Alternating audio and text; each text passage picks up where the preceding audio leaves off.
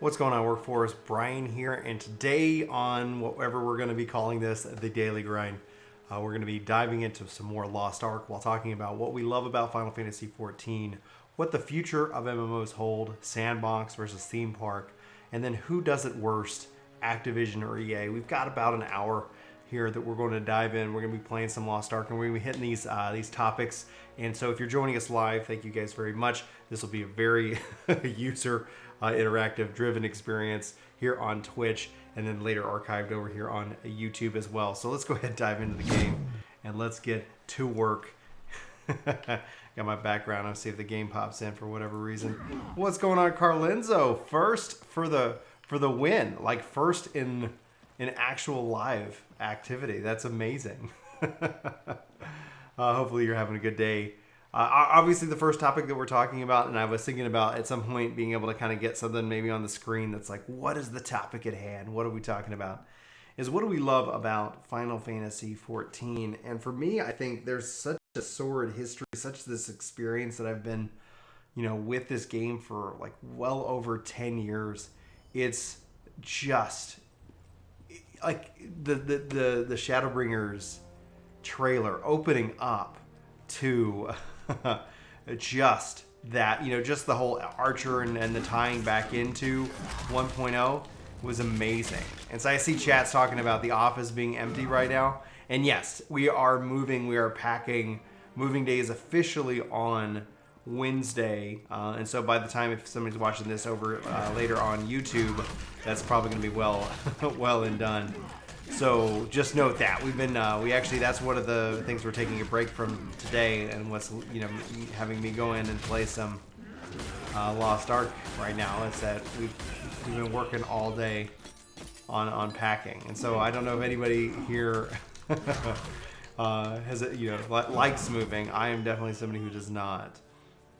So the Carlin's is saying MGP for the car. That's something that you like about 14 right now? Like you like the 200,000? Does it? You feel like that gives you like a worthwhile investment, or are you just trolling? Come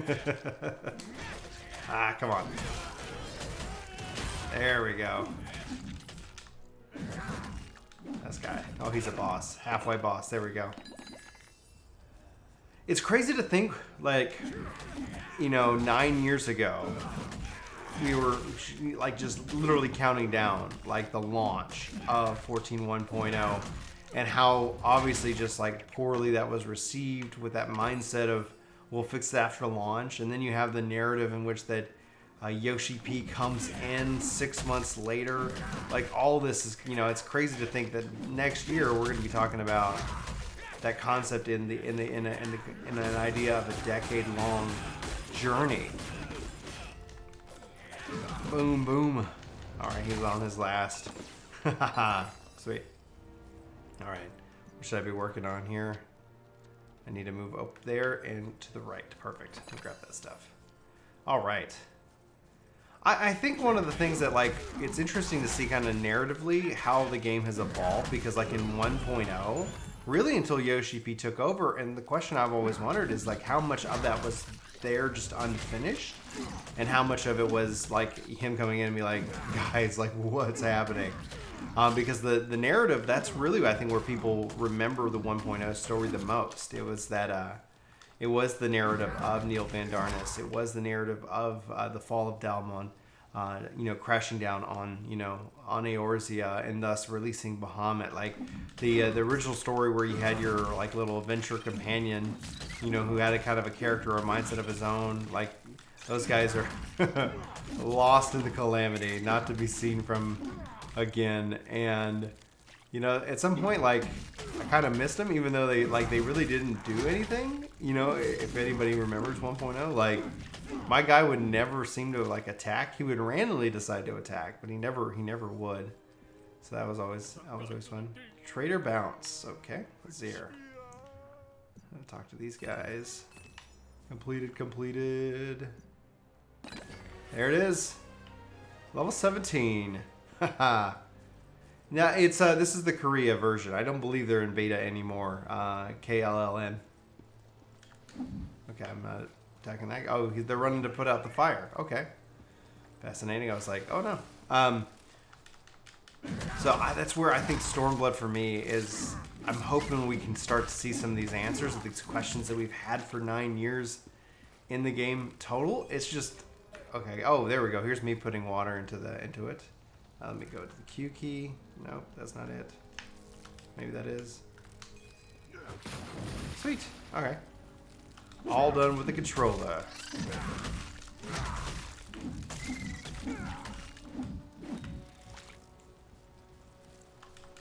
Yeah, so like I was saying the 14 2.0. Wow, like that. I mean, just that narrative tied right into it, and I'm so excited to hopefully see some kind of conclusion of the story that's not too long. Meaning that hopefully Shadowbringers kind of wraps up some mysteries and helps take us in like whatever the next chapter is, so to say, where it comes to 14. There looks to be a boss over here. A flower. That looks like a flower above his head. Call him the flower boss. Okay, so that means, that symbol over their head is like a special ability like we see in Diablo. Got it. Got it. Grab the loot. Pick up the bottle of water. Queue it up. Okay, there we go. Just tossing it. All right, let's go up here and give it a go. There you go. Like this, playing this game makes like it's actually probably one of the better controller schemes that I've seen for these kind of MMOs. But it still makes me go and say like, wow, 14 has completely nailed it. And apparently I can't hit those. Okay, there they go. I was like, those guys are bugged out. Those bugs are bugged. So a question to chat. So Carloons says they 14 does make it the best MMO. One second, I think something's getting caught off here for me. What do you like about it the most, Carloonzo? Like what are the if you were going to have to focus in on 3 key aspects that literally makes it the best MMO for you? Yeah, just let me know what that is. I think for me, easily to answer, like to start, but beyond the story and beyond what the game offers, content-wise, it's the idea and the mindset that of the controller and the interface and being able to kind of jump in and have fun with the game. So N, I can't even read because I'm dyslexic. NLLN. So Koreans people don't play this game and don't watch anyone on Twitch. I don't know what their volume is, or if they watch people on Twitch or not. Like, and I think what I heard, numbers wise, it was like they have put in I think they made like 26 million, at least according to Reddit, and they had spent like 51 million or something. So I don't know if this game it'd be considered successful yet, but I don't know what their business model and plan is because it's only in one market. A lot of people were saying, especially as it relates to this game, that they obviously it'll be profitable when it comes. Oh, I need to go back this way. Oh, let me just bring out my horsey. If it will let me, maybe I have to actually press the button. Oh, function key. There he goes. Okay. And so I don't know, it's one of the things, and that's actually one of the topics that we have on the schedule for this live stream, is the idea of the sandbox versus the theme park, because theme park games tend to run into the same kind of structure, same kind of issues, and it's that eventually when you run all the content, when you run it 5 times, 10 times, it can't keep up. It's just going to struggle, and people will get frustrated and they'll go. And it's fine that they can go play other games. I'm not saying that they have to only play one game, but let's see here. 4 points for that. 2 points for these guys. Let's see here. Normal soda charge. I like that more. Power break combo is cool. 4 points. I got 3 left. Let's see here. I'll do shoulder charge. Buff that up. Yeah. Cool. And so I think what hopefully we'll see with the future of MMOs is something that is a blend of, I don't know why I'm walking, I have a mount. Is the blending of the sandbox and the theme park. I think both type of games have a lot of strengths. And I think like within 14, they went from a sandbox to a theme park with 2.0, but there's still some sandbox elements that are in the game right now. Role-playing is a good example of a sandbox element. People are making kind of their own fun, their own content. One other one would be Eureka is a really interesting example of sandbox style content, but it's segmented away. And so like I'm wondering if that's something that they'll be able to strike that balance with, giving players the tools. The other example of sandbox element is the Blue Mage job that 14 introduced this year. That was something fascinating to see, and it's still not finished, and it's obviously you feel whenever you have finished Blue Mage, essentially, that it's like, okay, yeah, this game needs more elements and things to kind of do around surrounding it. And that's not necessarily like actually a negative thing on it at all. I think it actually kind of shows that like, hey, like they're doing experiments, that the game is, it is kind of almost true to the sandbox, or sorry, true to the theme park, that you could have like a sandbox built within a theme park, right? Like the sandbox is one of the attractions for people to kind of participate in and enjoy. So I don't know. I'd like to see what you guys think. I'm going to catch up on some of the comments here. That's the guy that I don't need to kill. Job switching, storytelling, and community as your three top things, Carlenzo. I think that's a really important thing. Do you feel like the job switching really matters anymore now, though? Do you feel like you're getting somewhat penalized if you are like doing something like maining all the time within 14? Because right now, like you end up getting limited on your tomes, you end up getting limited on your crafts and desynthesis. Do you see 14 going in a direction where it's more about the character tied right into the job, or do you I don't see them getting rid of that system, but I'm just saying that it's somewhat it's been de-incentivized. There's no real ultimate benefit. There are minor benefits, but there's no ultimate benefit of like the cross roll system and all that, which I mean the cross class, it's like they didn't really nail that. So it's a fun example. Let's see here. So Dr. Caden says, hey Brian, if you or Chris don't own Assassin's Creed Unity, then you can go pick it up from Uplay for free right now due to the tragedy and the donations for the repairs of Notre Dame. Thank you so much for letting me know. I've actually never played an Assassin's Creed game. I watched my nephew play it. He's a big fan. I'll go check out and see if I actually have it. I think I might, because he was showing it to me, because we have a lot of games.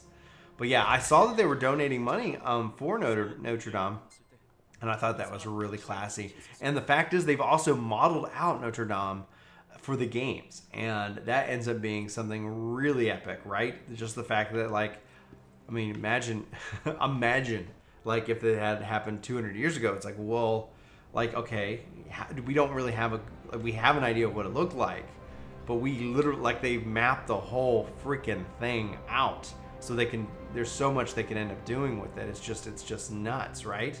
Anyway, it just seems to me interesting when you mark it all down. Notre Dame. Let's see here. So we got let's see here. I thought this was League of Legends for a moment. No, it's but it does have that aspect ratio, right? So you do have kind of that isometric kind of angled viewpoint. It kind of feels like an online version of Diablo, which makes me wonder what's going to happen with the next Diablo. And honestly, the complaints that people have made against this game, I mean, are similar to the complaints that people have with 14, similar that they have with any of these, like World of Warcraft right now.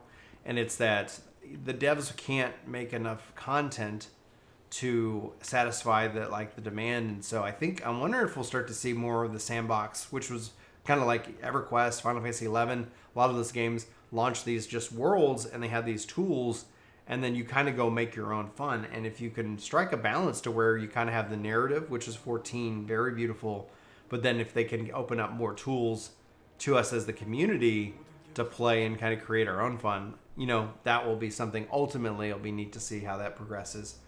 Let's see here. Carlenzo says, I think Blue Mage would have been even more fun with level sync and zones. Frick. Abso-freaking-lutely, dude. Oh my gosh, like it would be, that's what I want. I want to see that, because then they can start to kind of leverage zones, and I'd like to see them bring in some kind of conquest or different systems of which that kind of, oh, I need to go this way, by the way. Oh, look, let me mount up because I have a mount now. Need to remember that. The joys of, you know, learning the game. And so it would be neat to see kind of ultimately how Blue Mage ends up playing out. Ultimately, like how this goes, because I think level sync would be a huge value to the game itself, and thus you can end up, you know, bringing in, you know, different things, making fates kind of have some additional value or some additional meaning. And then if you're synced into kind of a party, I'll go ahead and disband and kill these things. And so Legion says, like here, 1 second, I was talking about, I thought this was League of Legends, and then, oh, sorry, this is Blood Bowl. Hey, what are the classes in the game? Well, I'm playing a warrior who becomes like a berserker, so I'm actually a berserker right now. So there's kind of 3 paths you pick at some point in the beginning part of the game. I know there's some wizards, like sorceress or summoner or something like that. I'm hopefully going to spend some time with the different classes. I'm sure that somebody's got some videos up on it on YouTube, and I just have, oh, that was awesome. And so we'll have to see. Like, I'm loving this class. It's really a lot of fun. Kind of getting that kind of, you know, big sword wielding, you know, epic, just like, oh, sucks to be everybody around me kind of thing. So I'll play with the other classes and let you know. I could probably do a new character right now if you guys are interested. And that way you can kind of see. Let me know if you're interested in that, and I can close out of this game and I can go to the character creation screen. I'm sure somebody's wanting to see the options anyway for YouTube. I can use that and make an opportunity to be like, here are all the options for you. All right. Oh, good. I need to kill these guys. The only thing you have against the job system is the level requirement. I think that it will put a lot of new players off. Are you talking about like to unlock the new jobs? Okay. Oh yeah. Then if I read a little bit further, Brian. Well, I think it's okay in some respect, but I think that the game would benefit from some, I don't know, some work in that department, because like certain jobs unlock behind the story in the sense of like Heaven's Word, like Dark Knight still today, and ultimately like it would have been probably cleaner to kind of have an understanding of like, okay, how do you do this? Because I had a friend, he's like, how do I become a Dark Knight? Like, I'm level 30.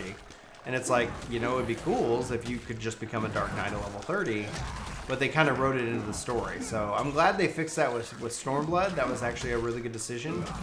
But then they're talking about the new ones being at 60, and personally, I think like I kind of like when they start at 50 because I don't want to do sub 50 content.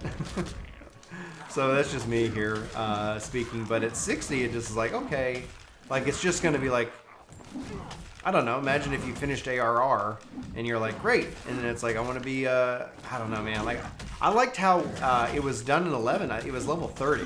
Like, it was like all of it was always level 30 to unlock the different jobs, and they started at level 1. I don't know. I don't know what the right system is. I'd love to know what you guys think. If you got, did anybody play here 11 and know how it kind of works? And Clink with the Wood Subversary.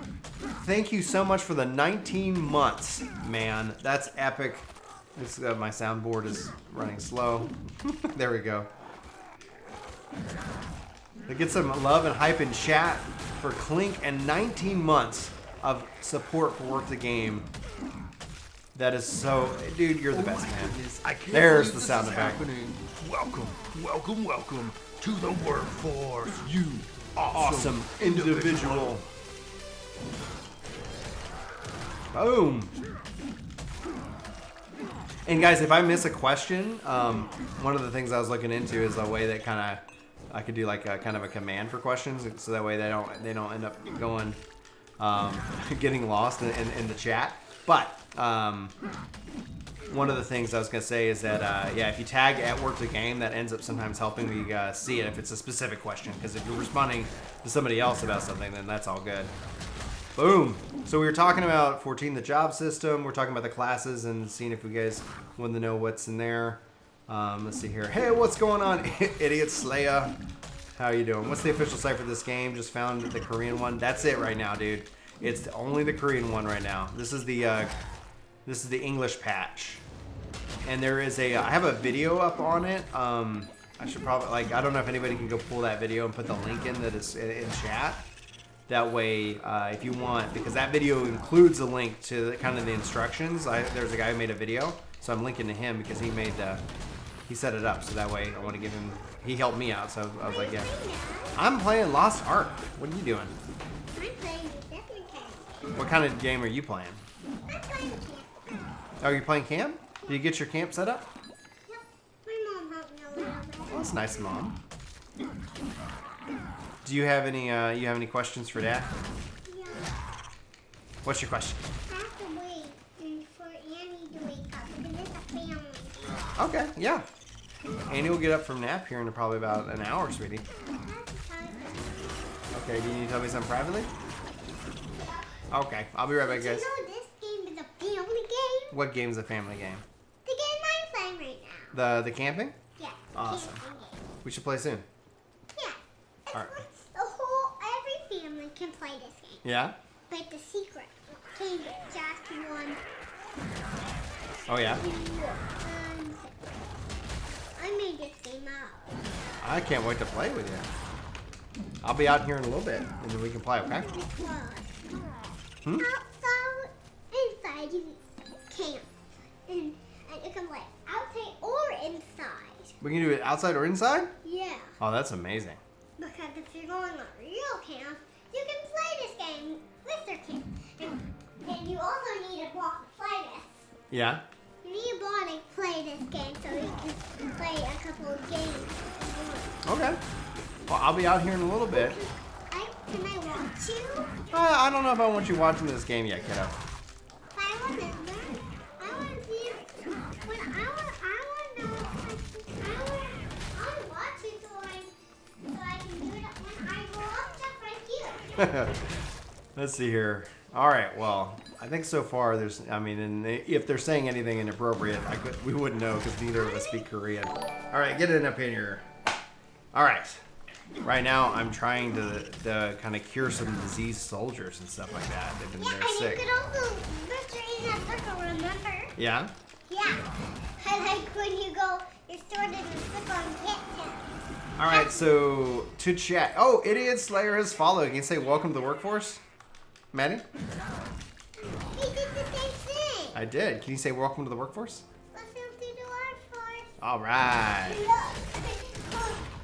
They go in the circle just like we do. Yeah, they do. Yeah, absolutely. That's so funny. That's funny. Yeah, it's not. Yeah, this game is not yet out in North America. It's supposed to get. They're shooting for this year, working on localization and all that. So that will hopefully be a good thing. Hopefully, it's definitely worth. It's definitely captured my imagination. I'm having a blast with it. All right, just one more of those guys. Just one more. Oh yeah, they all come back all the time. Well, yeah, I think it's called respawning. What do they respawn? Well, what it means is like within video games and stuff, like it's just kind of when you restart or reset the like the character, the instance in this case. Does that make sense? Yeah, so don't. It's like after we clean up and kind of reset, like after like a board game or something. Uh-oh. What? I gotta go power mode.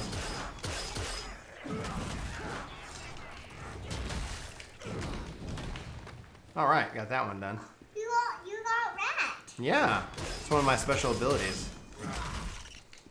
What's it on rat?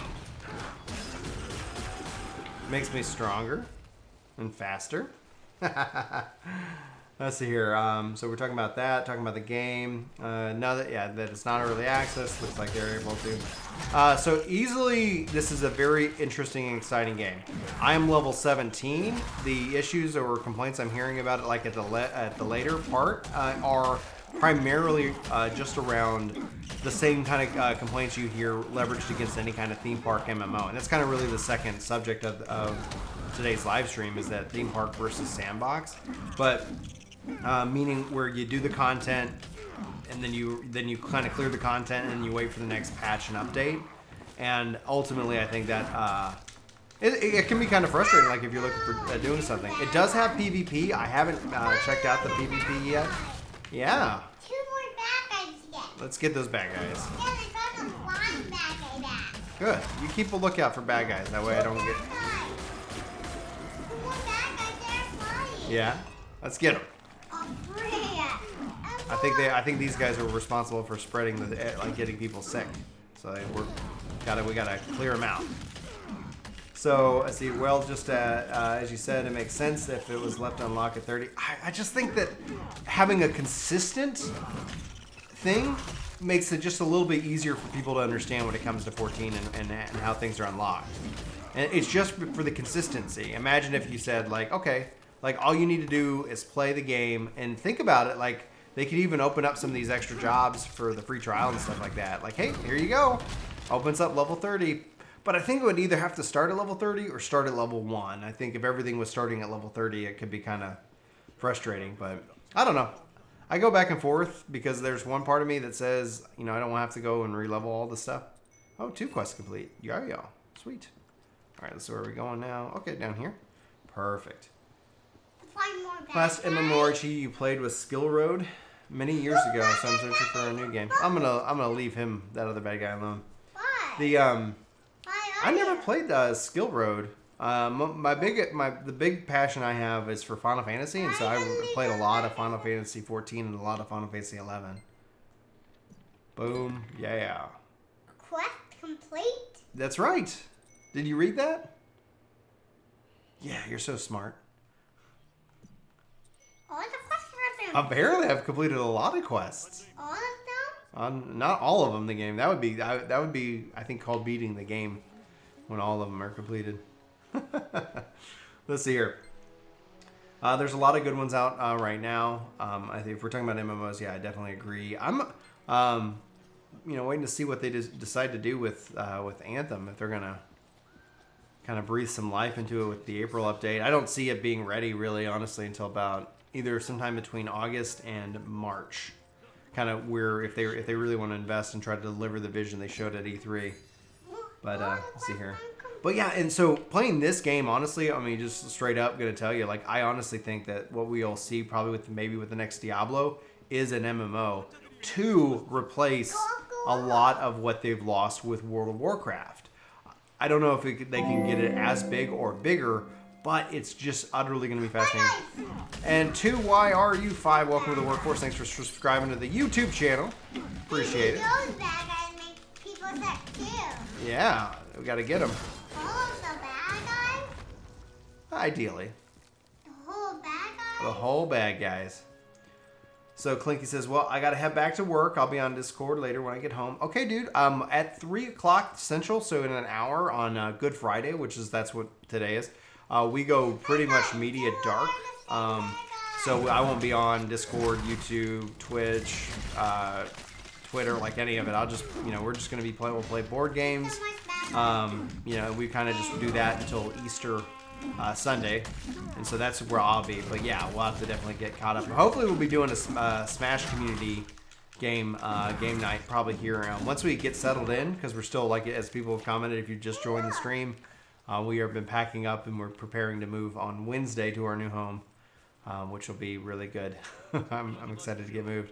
All right, where I'm headed? I'm headed up this way. Have I got that teleport yet? Let's find out. So. Skill Road, Brian, like Silk Road. Sorry, it's my dyslexia. Thank you. There was one series back in the day that was on PC, and it was name swapped with the original Xbox, Kingdom Under Fire. It had some good games, but KF2 still hasn't come to the West. It was a good series. Phantasy Star Online 2 hasn't come to the West. I was even playing Phantasy Star Are you in town? the other day. What's that? Yeah, I was in a town for a minute. Did I get that? I'm losing my mind. I'm getting distracted. It's like, let's have a discussion video while I live stream and play and interact with chat. That's a good idea, Brian. I have not unlocked this guy. Let's get this. Beautiful. That guy? It's a teleporter. It's like an Aetherite, like from Final Fantasy. Allows us to teleport around the maps faster. Yeah. Let's see here. For Anthem, I'm so scared what EA is gonna move on. I don't think honestly EA is anything to worry about. Like from everything that's come out, every decision and leadership issue has been over at BioWare, and EA was the one who was like, "Hey, we give you 6 years to make this game. You know, can you? All right, like release it." It's like, and we're going forward. You got to get on board.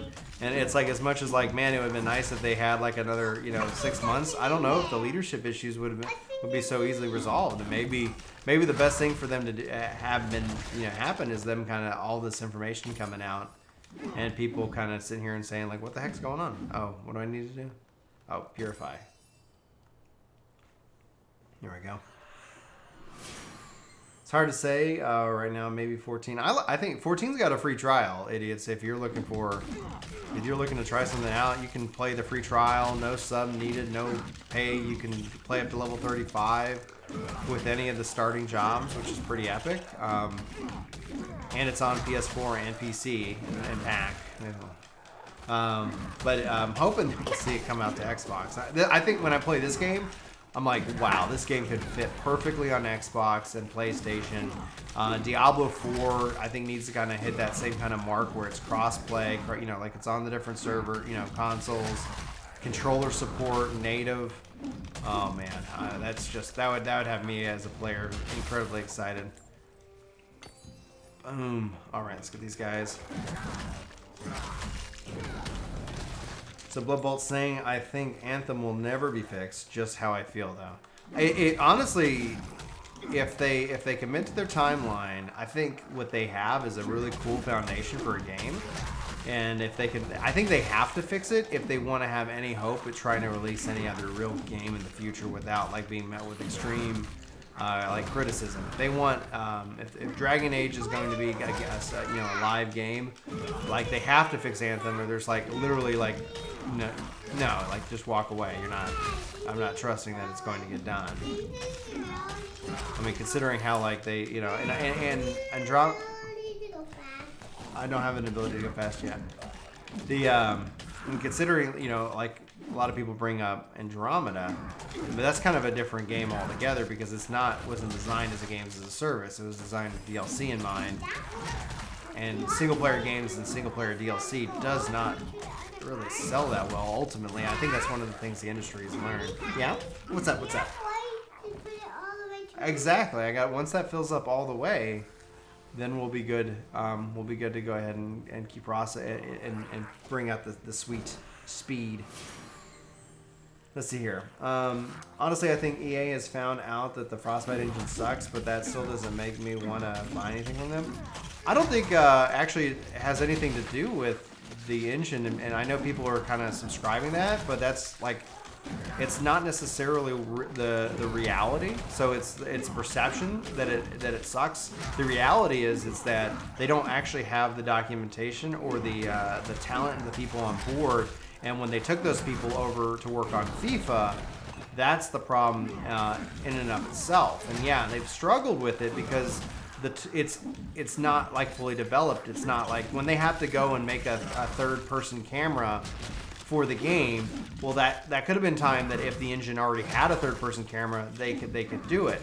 Like at the end of the day, it's a framework and it's code, and what you end up having is that you have people who are game designers having to hack the system to get it to do things that they want it to do. When in reality, what would have been the better investment of time is to actually kind of build that into the framework and its core. It is almost filled up, and I will go as soon as it does. And so what ends up like being misunderstood from kind of that thing is that, I mean, foundationally and business-wise, like the work that they were doing and like adding into Frostbite is only making Frostbite better. And the hope is that then they add in the there you go. The hope is that they help improve the documentation, and you don't have people bleeding out the resources. I think essentially what would have been a smarter, that was awesome. What would have been a smarter choice would be something like Unreal, where a lot of that's been done before, and also would have been smart if they took a lot of the lessons and stuff that they had done for, man, the last Dragon Age 3, like Inquisition, and been able to bring that into play. But they decided that they wanted to have something so like original, so from the ground up, and that ground up stuff is what actually takes the most work. So technically speaking, they can easily put the next Dragon Age in Frostbite and actually be better for it, because essentially a lot of the things that they had to build from the ground up, they've already done. If that makes any kind of sense. I've never worked on Frostbite, but from when I read the article and everything like that, the issue is so like the documentation, and then okay, we need somebody who like actually knows like the system, and then they took most of the resources and moved them over to FIFA. That's foundationally the issue. The core issue that sings to that and sings to anything else like that is leadership. You can't, like, you don't have somebody who had a clear vision of what the game should be. Like when you look at like successful games are made by passionate people, and and essentially it sounds like people are passionate about the game. It sounds like they definitely were. That things got really hard and frustrating because you didn't have somebody with the guts to sit here and say like, okay, this is what it's going to be, and this either falls in line with it or it doesn't fall in line with that vision. And then you don't have people leaving meetings, basically having that meeting being a waste because like no ultimate decision was decided. That in and of itself is going to be interesting.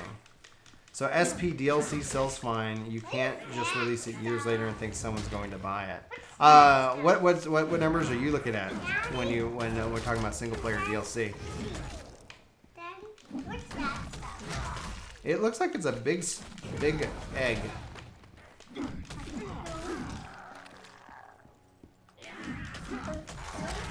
Because I think essentially what you're actually going to be seeing is single player DLC going away. When you look at God of War, when you look at Lost Octopath Traveler, when you look at even Nier, even though it did have a little bit of DLC, it wasn't necessarily like imperative to the story itself. It just was kind of like an additional. So honestly, I think that when you look at it, it might sell fine, but I think it ends up being it's interesting to see how it's been received by the communities, and then eventually like the inadvertent sense that like we'll fix it later mindset, like okay, we can add that with DLC, and thus people are saying like, why am I paying for something that's already on the disc? It just might not be finished or something like that. You're not selling me DLC at that point. You're piecemealing the game, and they really should just probably overall increase the price of the game, of the single player game itself. There we go. One of the things I was talking about earlier on in my time with this game, I was like, feels like everything I just melt everything like right away, and now it's actually getting to where things are taking more time, and I'm actually needing to spend more time on like what combos, using my cooldowns effectively. Boom. All right, man, I need you to tilt your head. Why? Thank you. Because you're blocking half the screen. All right, so Leon says, it makes sense, but at the same time, you have to look at how difficult it is to do anything. Frostbite is hard to use, and that makes it bad. And aside, I don't see BioWare as a company surviving into 2020. We'll have to see. I mean, if the inner workings of the company become toxic, why am I forgetting his name? Casey. Anyway, like if he's able to kind of help fix and save some of the culture and get things turned around and people want to make games, I think the company will be just fine. I think that's one of the things that a lot of people don't know about Visceral is that it wasn't that the games weren't making insane profits. It ended up being that the cult there's a cultural problem that was kind of brewing, and it ended up just being like, oh, let's go ahead and let's do something different. Because at the core of it, passion's passion. Now I'm not going to sit here and say that Frostbite is bad because I literally have not worked on it. I have been working with Unreal and I like it. I like Unreal a lot. So for what I know, honestly, I would same kind of concept goes in my mind from just what they wanted to build was some kind of special tool that all of their studios benefit from. But in the end of it, I think what you end up having is that when people burn out, you lose the talent and the skill that somebody got trained up in Frostbite. So hard to use is just a matter of time, because essentially you end up learning how to use it. But when you walk out the door and you don't go to another EA studio, then that knowledge doesn't transfer. And that is essentially, I think, the ultimate issue, is that also bringing in new people means that you then take longer to train them up. So if you end up having stress casualties, people burning out and things like that, what's ultimately bad about it is that you end up having an insane amount more downtime in development. Same kind of concept exists outside of games. Like if I'm building a framework and I'm bringing somebody into the project, and the project's been going for 2 years, it's gonna take me a month, 2 months, 3 months, depending on their skill level and what kind of level they're in, to get them up to speed. And what ultimately then happens, and what is that, like, that's downtime. If I'm training somebody, I'm not actually building something. It's that adding more resources to a late project only is going to delay the project even further, if that makes any kind of sense. Oh, dude, the fix it later mindset is the worst. It is the absolute worst, and it's toxic to gaming communities. I can't in my mind fathom where it's cheaper. Now projects need deadlines. Projects need deadlines, because I would even say, like, the fix it later mindset still applies. When you look at, like, games like Division 2, people are praising it. I'm like, that's great. It's awesome. I think I want it to succeed. But Division 2 falls into the fix it later mindset because it's actually a sequel, which I think personally frustrates me, because when I invest in these games, like, I don't want, I want them to be around for 10 years. Like, I want to play them for a long time, and when they do these kind of resets, personally, that is, like, ultimately, like, a little bit frustrating. Okay, there's a quest number 2 up here. Oh, and there's a portal. Cool. I'll grab that portal as well. Yeah, so hopefully that makes sense, Leon, what I'm talking about with the Frostbite, because it's like, I look at it and it's like, okay, because they own it, technically, and so they have access to the engineers who created it, so like, they could always improve it. That's the beauty of the development world that I come from. It's like, okay, well, like, what sucks about it? Okay, go fix that. Go invest the money into it and fix it. Use a potion. Absolutely use a potion. Okay, so now the monsters are getting definitely harder, which is exciting. Harder monsters? Harder monsters. Why? Let's go ahead and talk to this dude. Bop, bop, bop, bop. Complete. Let's go unlock this portal. Yeah. Why?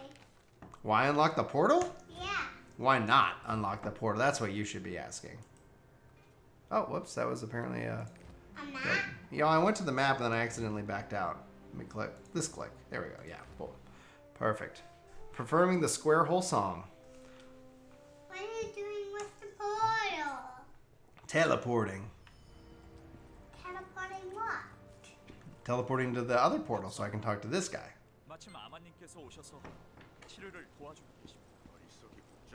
Alright, talking to this guy. Did it say complete? It did say complete. All of them say complete? Oh, dude, don't worry about, like, I'm really loving the conversation. I appreciate it. Yeah, because, essentially the third topic, which we got 15 minutes left, before I have to get back to work and start packing up more parts of the house, is who does it the worst, EA or Activision. And honestly, I haven't really, like, when I look at the numbers, I am more frustrated by Activision ultimately than EA, but I haven't necessarily been burned by EA either. Like, they have never really done anything that's kind of frustrated me. And actually, when I look at the issues with Anthem, I don't see EA being the fault here, which was ultimately interesting to kind of see. I know people like to vilify EA a lot, not that it's unwarranted. I know anytime, like, I was talking to somebody the other day who was like telling me that I'm what's wrong with the gaming industry because I refuse to fall in line with tribalism and thought. Like, everybody thinks like this. It's like, I guarantee you that is not true. maybe a majority of people think like this, or maybe the vocal minority think like you, but it doesn't necessarily make it true. But yeah, when I look at it, it's like EA showed up at E3 this last year and be like, okay, like we're not doing loot boxes and we're changing this and we're changing this to the Battlefront 2. And then Activision's like, screw you, we're doing this. We're still doing this because you're going to pay for it. And then after the games come out, we're going to release other cash shop items because we're Activision and you're going to buy it. You know, that's how I feel. Tell me how you feel, Brian. Honestly, I think at the end of the day, Activision is probably the most infuriating developer because when it's like it's not about when you have quotes like it's not about making fun games. You know, it's not about making good games. It's about making money. And at the end, like you need to make money, and you have to have that mindset of business and art and how those get like evened out and balanced. But man, like, and they're gonna milk it. They'll milk every property they can until it's all destroyed. All right, so Carlinza says, well, I'm leaving a pretty serious bug in The Sims 4 for almost a half year. Makes me think that EA is the worst. I haven't. What's the bug in Sims 4? I haven't played a Sims game since I think Sims 2. I am frustrated. Like EA for me, like the biggest thing that they did was we haven't seen they messed up Sim City, and we haven't seen another one since. Is it going to be a video? Is this going to be a video? Yeah. Yeah, you're in it right now. What the no? Oh, did you close it down? I cannot itself. Uh-huh. It's going to sit down itself. Activision drowned Blizzard in its greed, and they killed a Titan. Close it on again? Activate the windmill? Oh, okay, guy. Can you lean to the left, sweetie? Can you lean to the left? Oh, I found something. Yeah! You have to get it. Alright, I will. Ignition and doesn't fix things as needed. Both things suck. I think that's where, when we talk about like just Activision though, and I think with the next Diablo. Activating window. Yeah. Activated. Okay. Boom. I honestly think that when we talk about Diablo 4, I think honestly, like when you talk about what they're working on, I would highly suspect that we'll see Diablo 4 be kind of an online game, an MMO, kind of in the sense that something to kind of offset what they've lost with WoW and what they've lost with Destiny. And I wonder ultimately, like, if that delays it, if that's what it was set out to be originally, because the thing, like somebody was saying, like, they'll never make a WoW 2, and it's like, and they might never make a WoW 2. But at some point, that game, is probably always going to be profitable, but not to the degree that they want. And they want to try to get people to transition because you look at people transitioning over to 14. At some point, game freeze. Oh, there we go. We're back. At some point, that's why it's so interesting. The next generation online MMO, that they were, the next gen game that Yoshi P and his team is working, that I'm assuming is an MMO or at least an online multiplayer RPG. Yes, we? Yeah. Oh, is it time? Thank you for paying attention to that. And so, because at some point, imagine, okay, how much work would it be to kind of reboot WoW in a different engine and make, and keep all the content? Or would it be something that makes more sense to say, hey, it's a different game, and they can let WoW continue to be WoW, and then all of a sudden, check it out, guys. Like, here's the Diablo MMO. Everybody's excited, plays it, and then that gives them a lot of things to work with from a new milestone, from a new generation of hardware, sometime in 2020. Let's see here. Are there any upcoming games you're looking forward to? Great question. Super Mario Maker 2. I'm very much looking forward to that game. Yeah, what's it, sweetheart? It's burning. It's burning. It's on cooldown. Can you say cooldown? That's cooldown. Cooldown means I have to wait until I can use the ability again. So Super Mario Maker 2. I will always and forever be looking forward to Phantasy Star Online 2. Oh man, these things hit hard. So hopefully we'll get to see that come up at some point. Daddy, you're using the bell. Oh, look at that guy. You're Okay, making let's it. let. I'm gonna heal up a little bit more and take this guy on. So Super Mario Shadowbringers. Yeah, what's up, sweetie? It's heated up. Okay, it means it's starting to heal up. So yeah, it's gonna be a while before I can use it again. But thank you. Keep an eye out on it. You let me know when it's ready. When you use that and you go back, Ah, did that the whole wrong direction. Let's see, what else am I aware of that's coming out this year? Can you go get Daddy a water? shoot that. Thanks, sweetie. Where's your water? I don't have one. I need a cup. Yeah, if you can give me a bottle or something. Can you give me a bottle? I'll get myself a bottle and you a bottle. Oh, thank you. So I can get dehydration. Yeah, we gotta hydrate. Yeah, See here.